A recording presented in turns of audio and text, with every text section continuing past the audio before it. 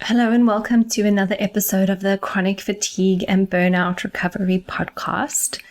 Today I'm going to do a little bit of a mishmash of different things based on some personal experiences I've had recently on my most recent week in my somatic experiencing training.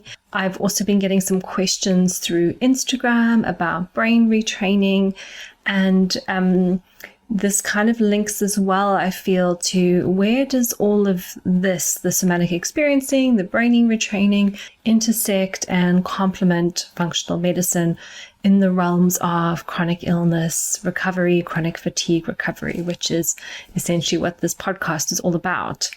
So again, this is a fairly unstructured episode. I'm going to be sharing a lot of personal experience. And whenever I do share from personal experience, I do like to say that everybody has their own unique experiences, and how one person recovers from a chronic illness or chronic fatigue is not the same as how another person recovers. But if you are feeling stuck on your journey, if you don't quite know the next step for you, if you don't know what's possible for you, sometimes listening to the journeys of others can be really insightful to help you understand your needs better and help you make decisions about what is the next step in your healing journey. I'm also going to be breaking down a little bit more the differences between somatic experiencing and brain retraining, and where I think they can be useful just based on my own personal experience, my observation with clients as well. So I hope you will enjoy this episode. I'll also be sharing a little bit of an update on my healing journey, and some profound things that have been happening for me as well. So where I'd like to begin is just talking a little bit about brain retraining. Brain retraining is potentially a buzzword when it comes to the chronic illness community. If you haven't heard this term already, I'm sure you'll probably be Googling it after listening to this podcast, and you're going to come up with a lot more information. But brain retraining is, as the name suggests, retraining the brain. And we know that the brain is plastic, in the terms of neuroplasticity, that it can be changed, it can be altered, we can create new neural pathways, and we can also, if we have poor brain health, we can have create the wrong type of neural pathways, or the type of neural pathways that we don't necessarily want to have, that reinforce pain and reinforce distress in the body. So brain retraining is about consciously using the mind to control the body so that we can create more powerful neuropathways, so to speak. And my experience with brain retraining, I did a course in brain retraining, which was the DNRS program with Annie Hopper, which I'll share more about in a moment. I found it helpful for sure. Did it heal me forever and fix everything? Absolutely not. But it can be a really powerful tool for some people. And there are some people who do brain retraining and it's the only thing that they need. So not to dismiss it as a standalone, very powerful therapy or tool. How brain retraining works is, if we consider the concept which is known as the triune brain model, which I discussed previously on an episode on mindset and fatigue recovery, the triune brain model is a model whereby the brain is considered to be broken down into the prefrontal cortex, which is our thinking brain. Then we have the limbic system, which is the triune brain model is a model whereby the brain is simplified into three basic areas or regions. So we have the neocortex, which governs language, cognition, reasoning, and voluntary movement. We have the limbic brain, which governs emotions, and it can also be linked to instincts and motivational drive. And then finally, we have the reptilian brain, which is governing of a lot of our involuntary responses like digestion, reproduction, circulation, breathing, and essentially the execution of our fight, flight, and freeze physiology. So brain retraining, because we are voluntarily using our mind to control the body, it's working primarily with the neocortex and the limbic circuits of the brain. And therefore, it's a top-down approach to healing. And if you listen to my previous episode on mindset and fatigue recovery, you may have heard me say that a lot of our communication, in fact, the majority of our communication actually comes from the body up to the brain. So yes, we can use mind to body communication to support our well-being, to support our health. It's very clear that that is effective. There are so many people doing brain retraining and getting the benefits of brain retraining. But we may also need to incorporate some bottom-up healing in our journey, and that is where somatic experiencing comes in. So I'm not going to go into massive amounts of detail in terms of the science of all of it. I'm sure there's lots of other places where you can find that information, but what I want to communicate in this episode is really just the bigger picture concepts, and also share then and interweave them with my own experience. So as I said already, when I did brain retraining, I did the program with Annie Hopper, DNRS. I recommend this program to people based on their personality type. I don't feel it's for everyone. Did it help me? Absolutely, yes. But the way I approached it was from a very, very focused and driven perspective, which I felt was within my capacity at the time. So basically, when I did the program, there's a process which she teaches. I won't share too much about it, but there's a process that she teaches you, which involves a series of visualizations that you do. And the encouragement is that you rehearse an hour a day for 6 months. So I absolutely fully committed to that in the context of I committed to an hour a day. I didn't, full disclosure, do it for 6 months. I did it for 3. But I did an hour a day. I never missed a day. And I was absolutely 100% committed and focused. And I do believe that that commitment and focus was something that helped me to get the results that I was able to get.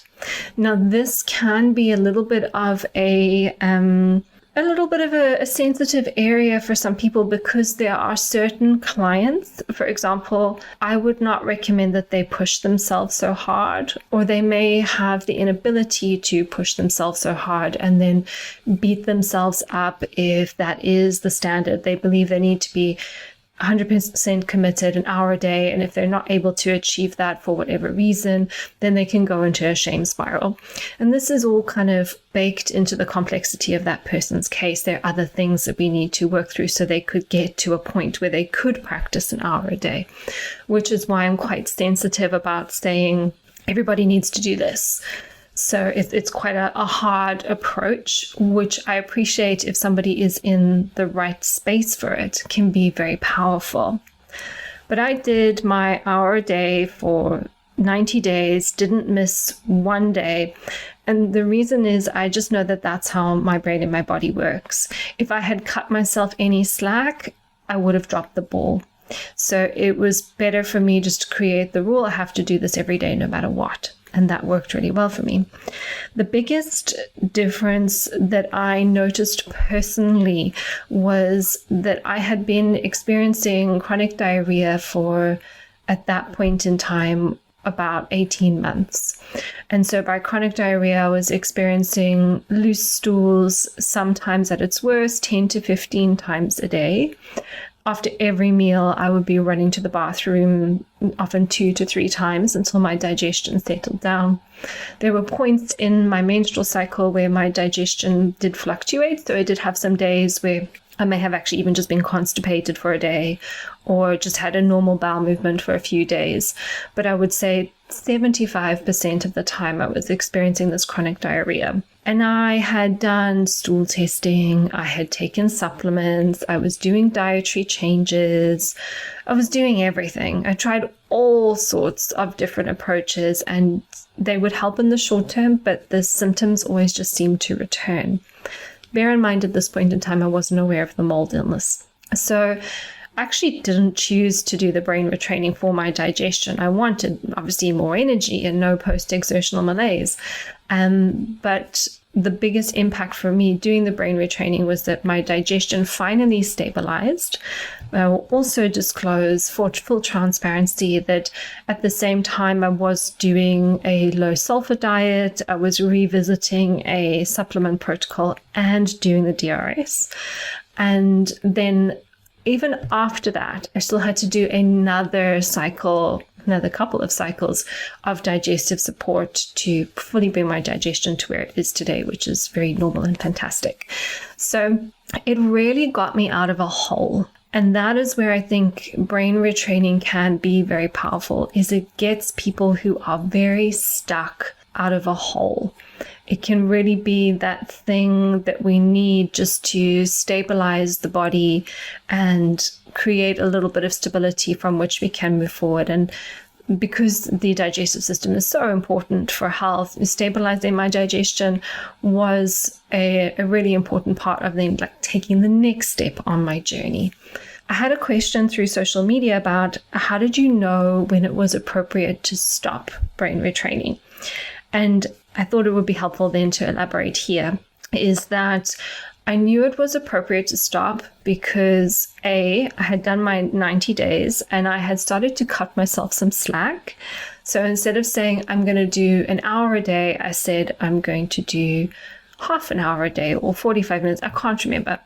But for some reason, as soon as I gave myself that little bit of flexibility, it was like the wheels came off. I just didn't want to do it anymore. But at the same time, I had started brain retraining, I think it was in March 2021. And at that time, the weather was a bit bad. It was still dark in the mornings. And because I'm an early morning person, I'd wake up and it'd be dark outside. So what do you do until it becomes light? I would just take myself to my office, which is also like a little yoga studio for me. And I would just do my brain retraining until the sun came up and I could get outside or go for a walk or something. So it was a very practical time of year to be doing it. So I recommend, if you're thinking about doing it, winter's a great time when you're indoors more and there's not a lot of light. But then by the time I had done my 3 months, it was now June and the weather was great. And one of my favorite things to do is just go down to the beach in the mornings and get in the sea. So a lot of the visualizations that I was working with, past and future, were visualizations of me in the sea and just memories of times when I had been just really on top of the world and in the ocean and just, living my best life. And therefore, just logically, it didn't make sense anymore for me to be indoors rehearsing rounds of visualizations when I could actually be outdoors having an experience of things that I really enjoy. So in terms of knowing when to stop, I think it got to a point where there were diminishing returns on investment. I had stabilized my digestion, but it just didn't seem like anything else was really happening. I wanted to just be outside more, just living my life and enjoying my life instead of continuing to, to a certain extent, reinforce the problem by focusing on the healing so much. And I just made the decision to stop. And that was a decision that felt right for my body. In terms of you and your body, as you're listening to this, I don't know what the answers are for you. But I do know as we build connection to the body, we build more trust. And it's easier to make decisions when we are more connected to our body, which is a really nice segue into the somatic work. So at the time of doing brain retraining, I was already also engaged with somatic work. And I wasn't yet training, but I had done my trauma-informed training and I'd learned various somatic tools through the trauma-informed training. And so I think that's also what helped to supercharge the brain retraining for me, is having the combination of the somatic tools alongside the brain retraining tools, because intuitively I was just combining the two anyway. And that worked really well for me, clearly. So here it might be helpful to talk a little bit about what somatic experiencing actually is. Obviously, now I am a somatic experiencing practitioner in training. I've completed my beginner and intermediate years. I'm currently enrolled in my advanced year at the time of recording this podcast. I recently completed a 6-day training block in London, which I'll share more about in a moment. But somatic experiencing is a body-based approach to overcoming trauma, shock, and stress disorders. So the distinction between somatic experiencing and brain retraining, if we're bringing in that triune brain model, is somatic experiencing is working with the reptilian brain, with the brain stem. And it's a non-verbal therapy. So we tend to work, we do work primarily with the body. It is the life's work of American psychotherapist Dr. Peter Levine. He's got so many books. So if you like to read, really would highly recommend anything that he's written. But it's really the fruits of his study of stress physiology, psychology, biology, neuroscience, indigenous healing practices, medical biophysics, alongside 45 years of successful clinical application. And Peter Levine is literally a gift to the world. He has done some incredible work. He has created some incredible healing in the world personally, and then through the training that he has developed and all the people who are working using his methodologies and the lives they are changing. It's just absolutely an incredible body of work that he's brought into the world. And here I'll say that somatic experiencing is a registered trademark. There's a difference between somatics, somebody who's, like a somatic therapist or somebody who practices somatics. But to call yourself a somatic experiencing practitioner, you have to have trained under the educational body of Peter Levine and have gone through rigorous training, rigorous mentorship, and done lots and lots and lots of hours of your own personal practice and working with others as well.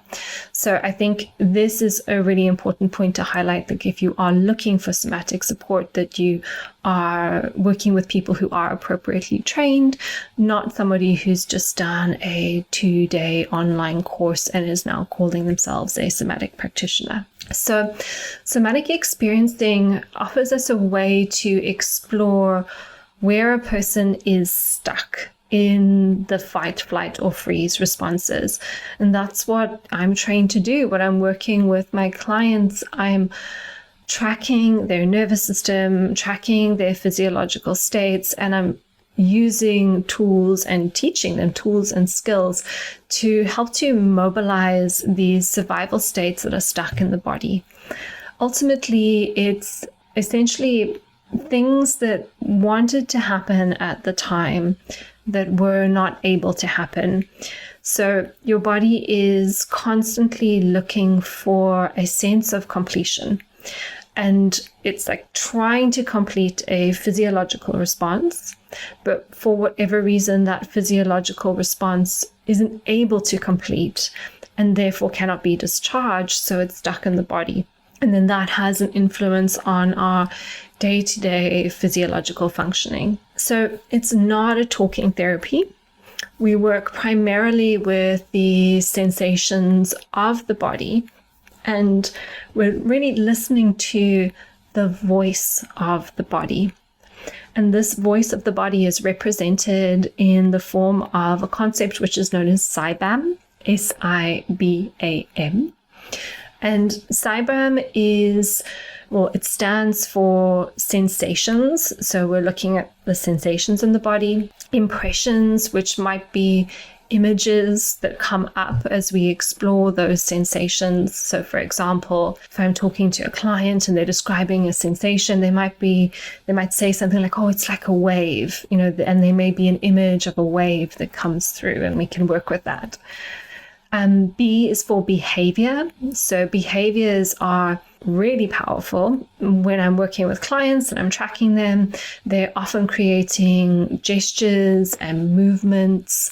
And very often those movements are movements that we call defensive movements or defensive responses, like actual movements that wanted to happen at the time that weren't able to happen. So there can be a lot of powerful work that we can do with movement. The A stands for affect, which is emotion. So usually we have sensations which are coupled with emotions. And then the M is for meaning, the meaning that we create about the situation, whatever it may be, or essentially the story that is linked with the experience. And again, I don't want to get too technical here and overwhelm you, but what we're often looking for is, if someone's in a stress response, there can be, in some cases, an over-coupling of these things. So, for example, as soon as someone goes into the meaning, they experience a sensation and emotion in their body, and it all happens very quickly. That fight or flight response is just a surge of physiological energy. Or what I see a lot working with fatigue clients is there can be what is known as an undercoupling. So very often the sensations, the impressions, the behaviors, the affect, and the meaning are disassociated from each other.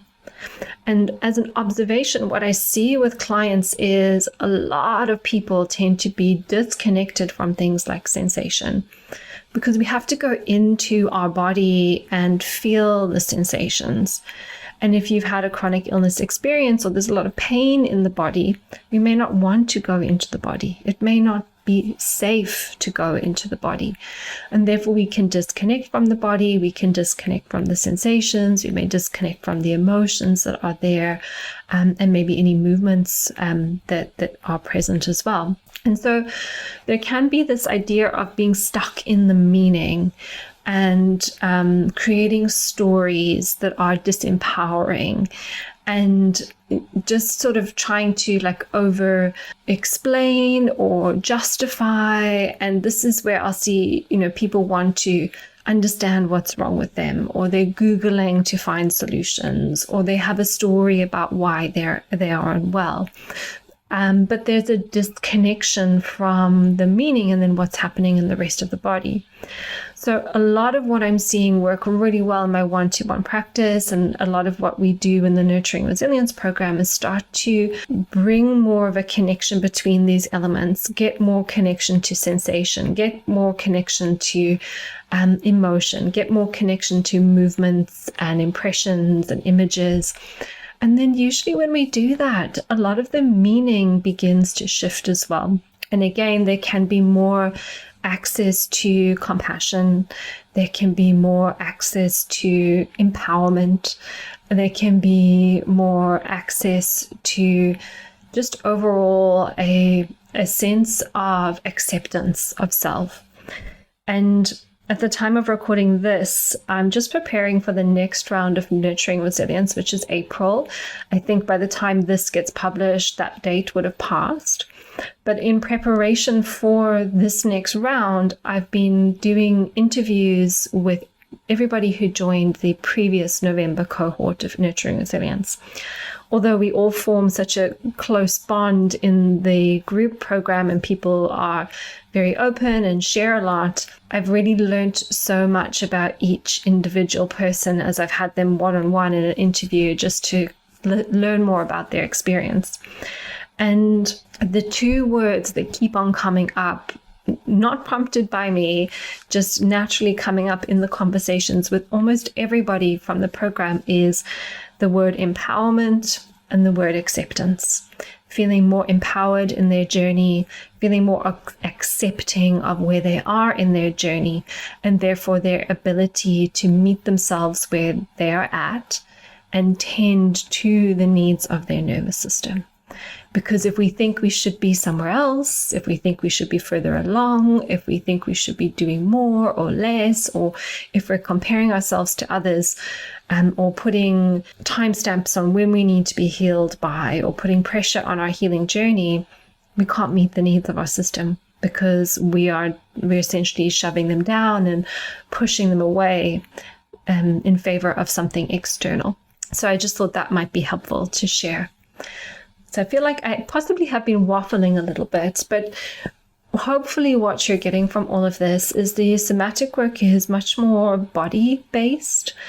It's really about building this deeper connection to yourself, which is really important if you're somebody who has been in a freeze state for a long time or living in fight, flight, and freeze for a long time. It's slowly bringing more connection back to the body, reconnecting the things that were uncoupled or disassociated, and in doing so we become more aware of our needs and we become better at tending towards our needs. And again, reverting to this conversation about the interviews that I have done recently, I was interviewing a final lady yesterday who did the program, and she's actually a client who I've worked with one-on-one. We've done some functional medicine work together. And at about the same time I was doing the brain retraining with Annie Hopper, I said, I think this might be a good thing for you to do, because she had a lot of anxiety about her health. And she did also do the DNRS, and it did help her. It did improve her health anxiety. But then when I announced the November cohort of the Nurturing Resilience program, she just intuitively, because she is quite connected to her intuition, decided, I don't really know what this is about. I don't even know if I need this, but I trust Anna. I'm just going to do this. And we caught up yesterday, and I asked her, I know my experience, but how did you find the contrast between the brain retraining and then the Nurturing Resilience somatic work? And she said that the Nurturing Resilience program just felt a lot more about befriending the body. She said it felt a lot more nourishing and just kind of a bit more gentle. And that would probably be exactly what I would say as well. When I did the brain retraining program, I went in with my inner achiever, and I'm so grateful for my inner achiever, because when there's a job to be done, she's there, she can show up. And it was that inner achiever that let me commit 100% for an hour a day for those 90 days. And I got my digestion out of the hole. And I'm so grateful for my inner achiever, because she was really leading that whole experience. But, after sort of like really doing that very militant process, I delved much more deeply into the somatic work. And it is softer.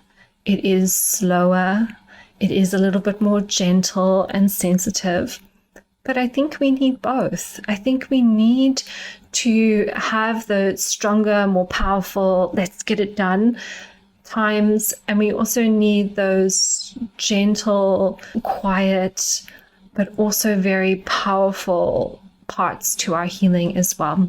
And so I actually believe in both. I believe the two complement each other very, very well. And that's actually why in the Nurturing Resilience program, we do have both. We have the softer, gentle elements of somatic experiencing, and then there are some bits which are a little bit stronger and more regimented and a little bit more coachy, I would say. So a little bit more brain to body instead of body to brain. And so here I'll move into that. Since I did the brain retraining, I have been engaged in somatic work. So I have my own mentor and somatic therapist that I have to have as part of my training. and she's amazing. For a long time, I knew that I needed someone to support me, and I had considered doing talking therapy, but there was just never anyone I felt that I really wanted to work with. And then my current therapist I met on the very first module I did in my somatic experiencing training, and I just knew immediately. I just knew straight away, you're the one for me. And I contacted her as soon as the training ended because I didn't want her to be too busy to work with me. So I just contacted her straight away and I was like, I really want to work with you, and have never looked back.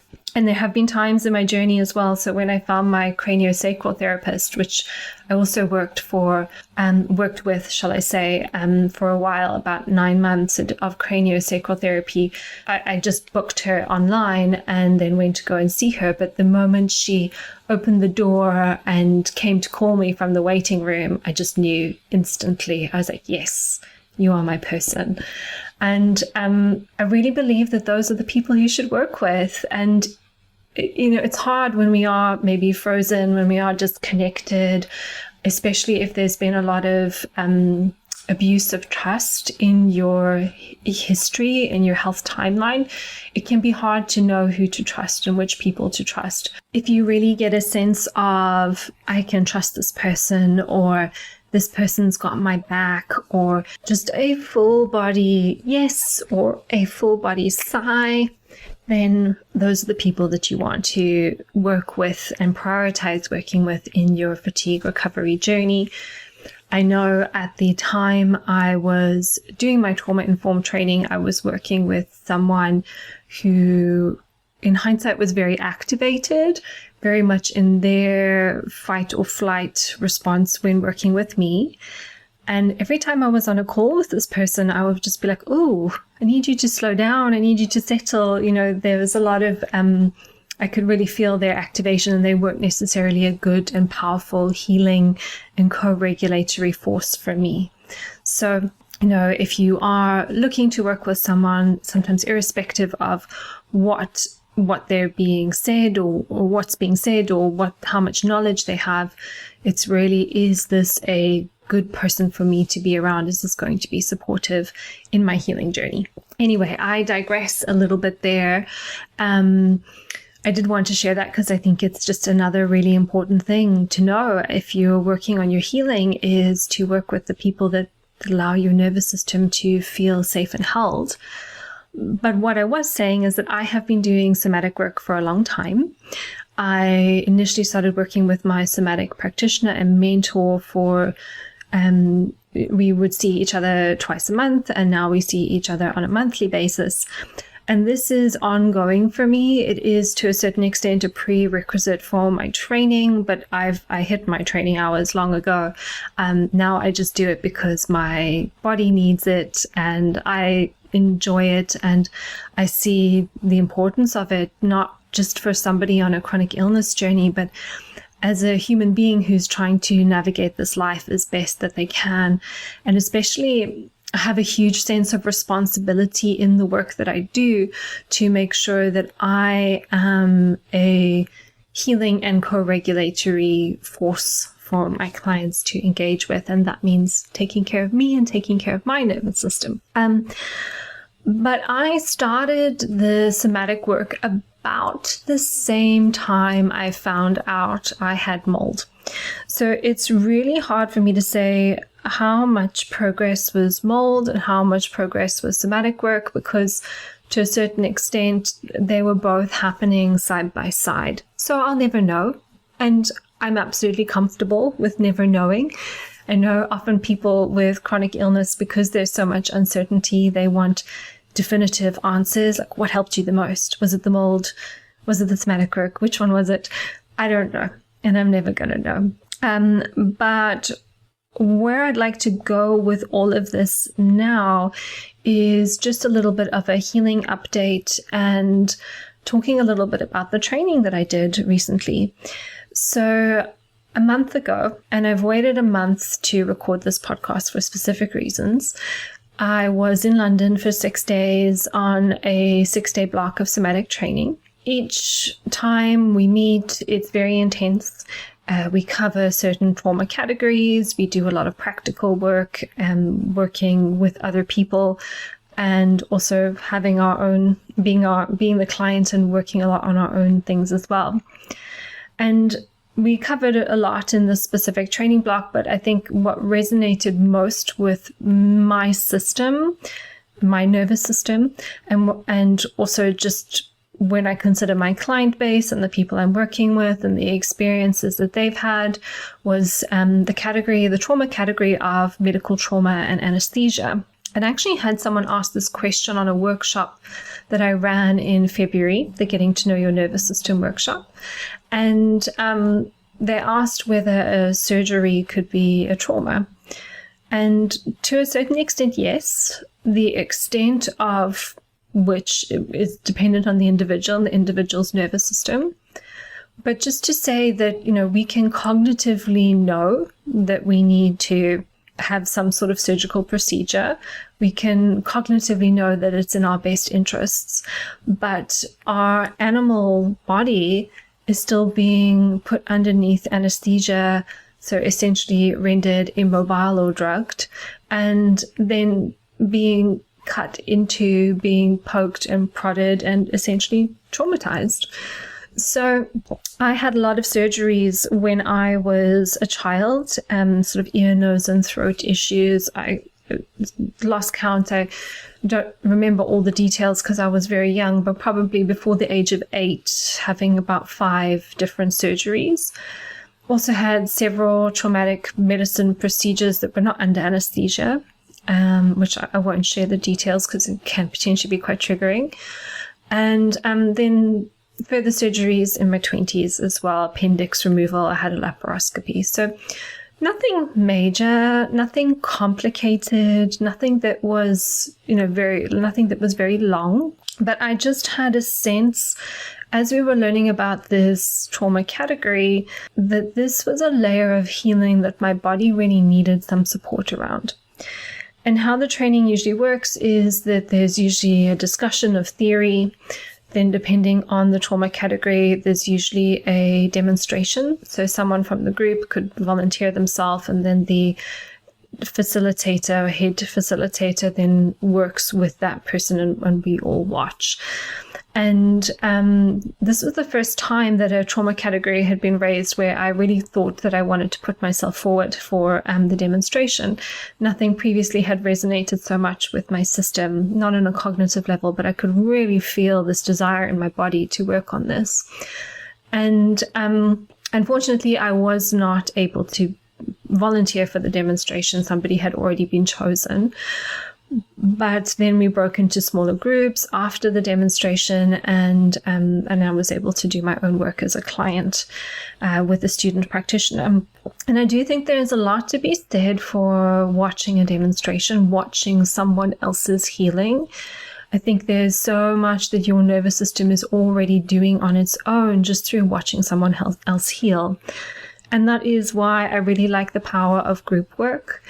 When I run the Nurturing Resilience program and we have our group calls and there are discussions and bits of work that are happening and everybody is a witness to maybe one person's experience, even though that one person is having a healing experience, that healing experience is also offered up to the rest of the group if they also need to heal in that area.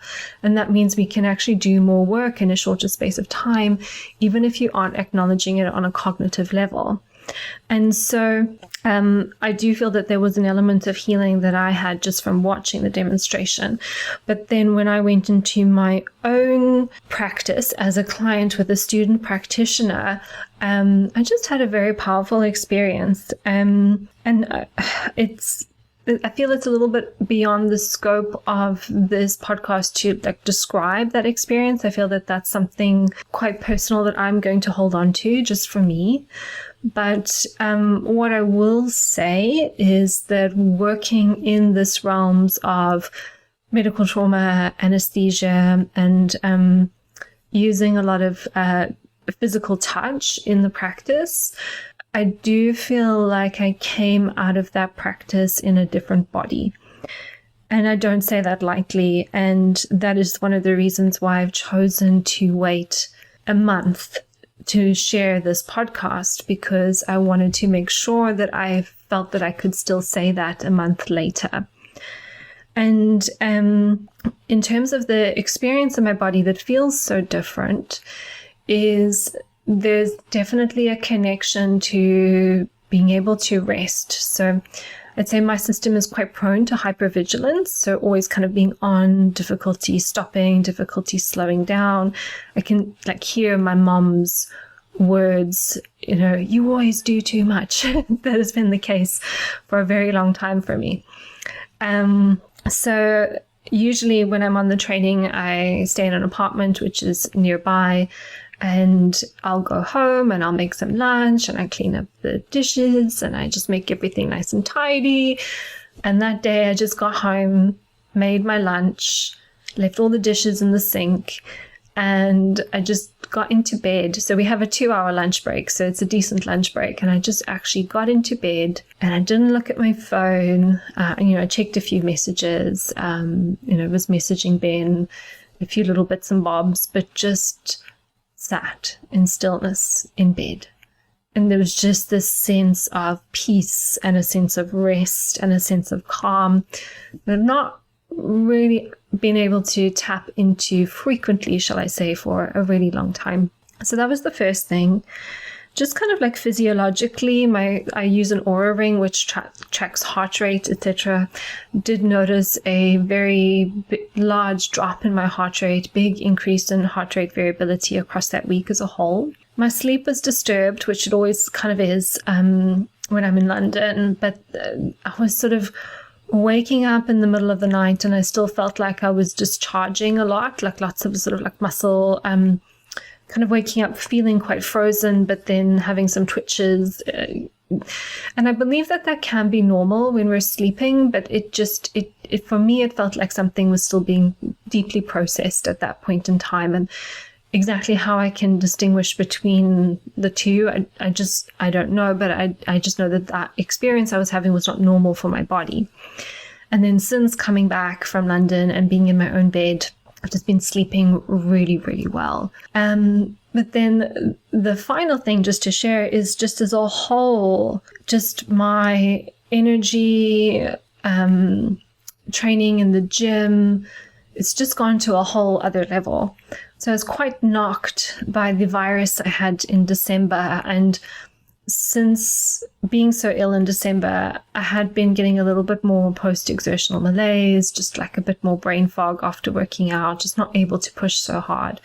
And I felt like whatever that was just completely lifted and taken away from that experience. And so the reason why I share this is because I think that there's so many layers to healing. And a big takeaway for me from that experience was just kind of, when you're considering yourself, or I often think of this when I'm considering my clients, and kind of when I first work with the clients, I go through a whole health timeline of experiences with them. They tell me their life story, which includes things like surgeries and operations, but there may be other trauma categories in there too.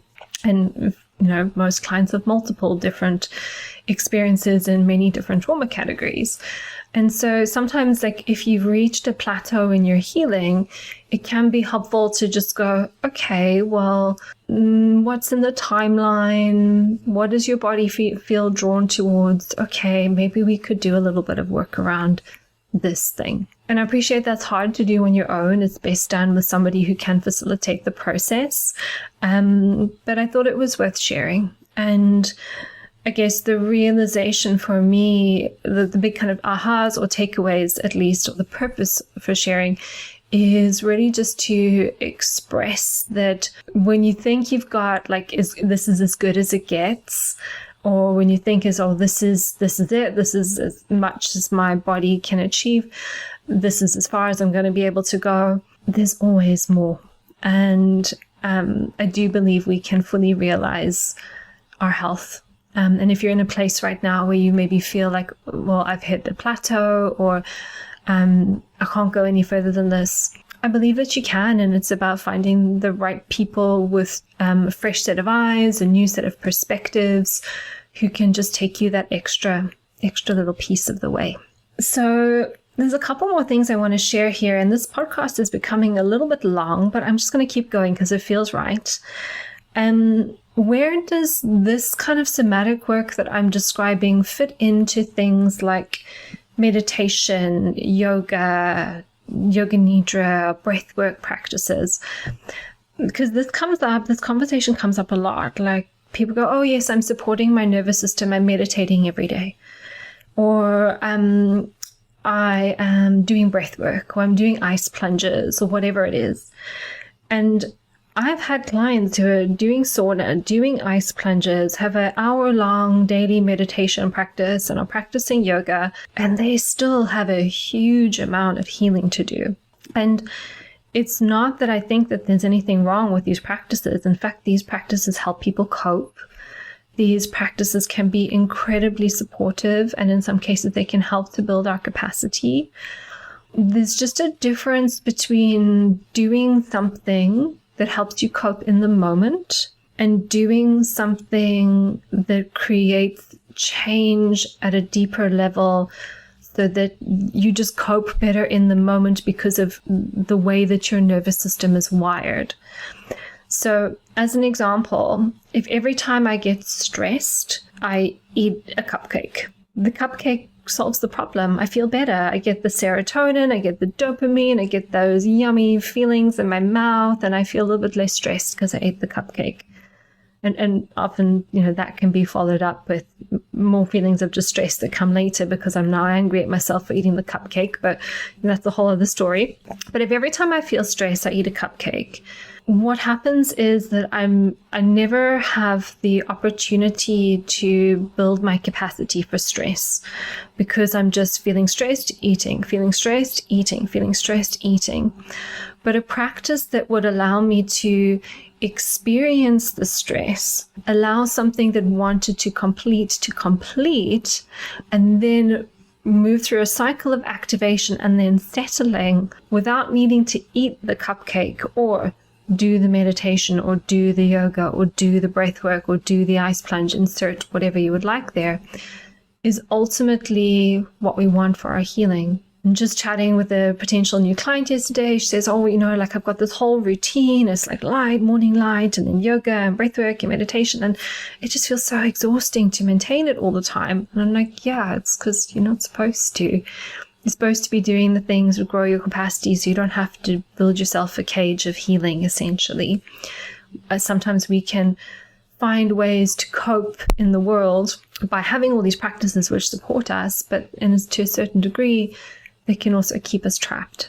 So again, just a little insight into whether your healing is kind of helping you just cope and manage, or whether it's helping you expand and grow. And then finally, where I will finish here is, where does functional medicine fit into all of this? I've talked a lot about the power of brain retraining. I've talked a lot about the power of somatic work and some very powerful experiences that I've had with somatic work recently. And it's tempting to say that's all we need.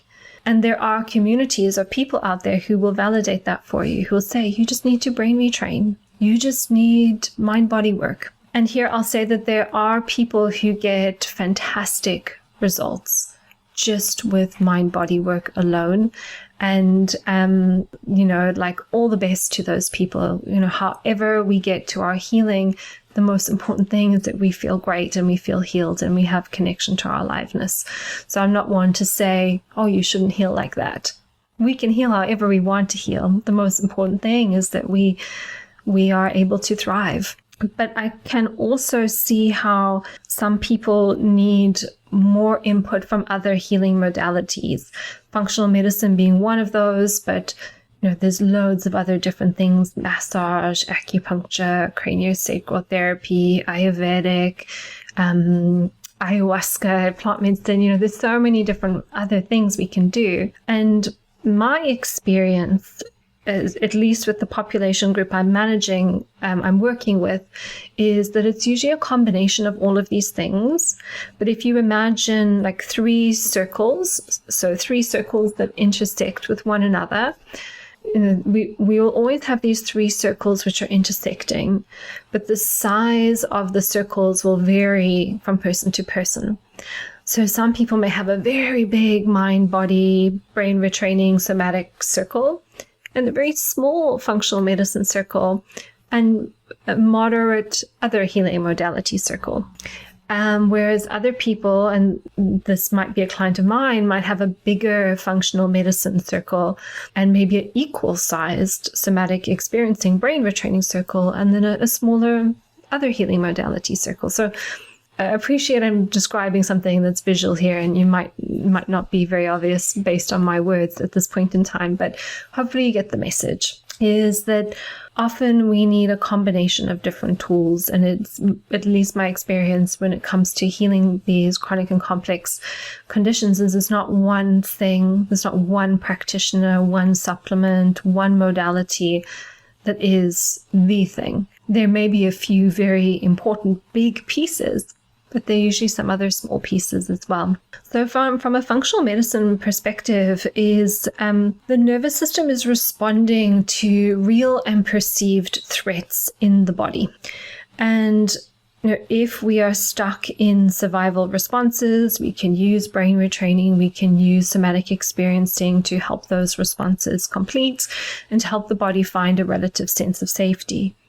And then if the body is in a relative sense of safety, then the physiology of the body is going to be more optimal towards rest, recovery, and repair instead of, fight or flight physiology. But sometimes there are threats in the body which need to be addressed. And this is where I talk about finding the root cause. So if there's mold, if there are parasites, if there's heavy metal toxicity, if there's other toxicity, if there's gut dysbiosis, those are going to be viral infections. Those are going to be some of the big players in the game.